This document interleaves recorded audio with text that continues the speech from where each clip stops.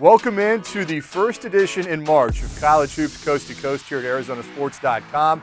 I am Chris Hamblin, and we are in the month that defines college basketball, and we're excited to bring it all to you here at ArizonaSports.com. Starting today with teams that are peaking at the right time, and starting in the Missouri Valley Conference, the Wichita State Shockers have rattled off 8 straight wins. And Joe Ragland's their point guard. This kid is leading their offense.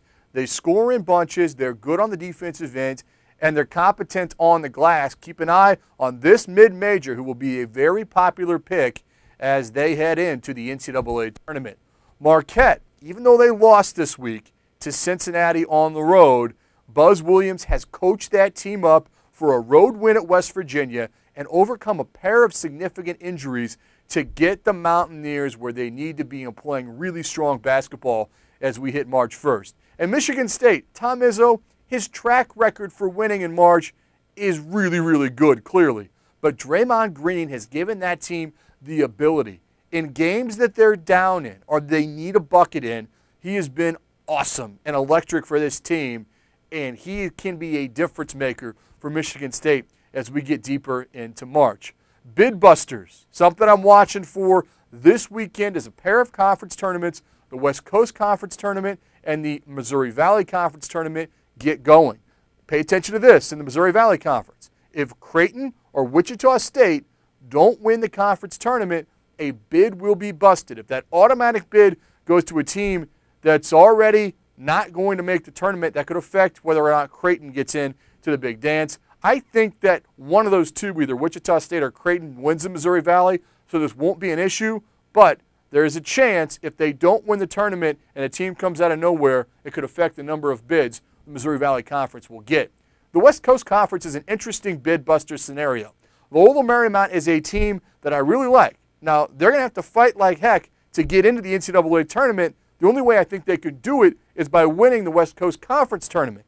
If they did that, BYU and Gonzaga fans could get nervous, specifically BYU, as to whether or not they'll have a shot to make the NCAA tournament. The bubble watch this week is a good one. Northwestern gets beat and a last-second shot by Jared Sullinger after they just play their hearts out at home trying to keep their NCAA tournament hopes alive. Northwestern is a difficult team to analyze, but they're only difficult if you don't want to look at the numbers. Sure, they look good when you watch them play. They show flashes of being able to fill it up from behind the three-point line. Problem with Northwestern is they had a chance to beat Baylor at home, and they got run out of the gym. They've got one significant win in conference play against Michigan State, but that's at home, and their resume just doesn't stack up. You can't be under 500 in conference play in the Big Ten and expect to make the NCAA tournament. Northwestern, people are going to talk about them being one of the last 4 in. I don't think there's any shot that they'll make the NCAA tournament. A team that is rising, and they were on the bubble watch. A win at home against West Virginia this weekend will put them in for sure. That's Stan Heath and his South Florida squad. This team's peaking at the right time, and I like the energy that they play with. They are really aggressive on the defensive end, and what they've done, especially in their win on the road against Louisville, is they weren't sped up by what Rick Pitino's squad likes to do. They were consistent, they handled the pressure, and they're able to get a nice road win. Watch them this weekend take on West Virginia. If they win that game, they're in for sure. Here's what to watch this weekend, and it's North Carolina at Duke, round 2.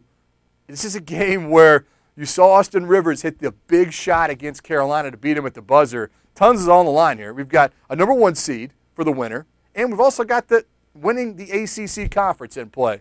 That is a big deal. One of these two teams, I really think whoever wins this game, Duke's been on a lot of people's one lines. Carolina has kind of fluctuated between a 2 seed. We haven't heard much noise for them being a 1 seed. Carolina goes in and beats Duke. I think they lock up a 1 seed. But if they lose and Duke wins, I think Duke could lock up that 4th and final 1 seed, though Michigan State is still in play for it. Great time of year. This is the best time of year to be a college basketball fan.